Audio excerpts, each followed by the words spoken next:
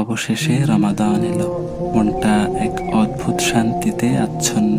মনে হচ্ছে বুকের ভেতর পাহাড় সম জমে থাকা সব কষ্ট আজ সেজদায় মিশে যাবে মাটির সাথে।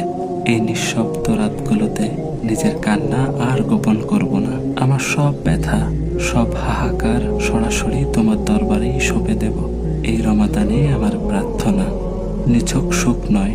এই রমাদানে আমি জাগতিক হাসি বা সুখ চাই না। আমি শুধু চাই তুমি আমার উপর রাজি থাকো।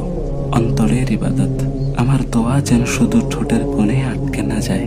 আমার সেজদা যেন যান্ত্রিক অভ্যাসে পরিণত না হয়। আমার প্রতিটি ইবাদত যেন তোমার ভালোবাসার রসে ভিজে থাকে। স্থায়ী পরিবর্তন।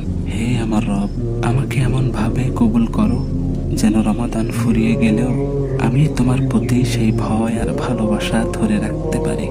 হে আল্লাহ, আমাকে তোমার সন্তুষ্টি অর্জনের তৌফিক দাও এবং আমাকে তোমার একজন প্রিয় বান্দা হিসাবে গড়ে তোলো।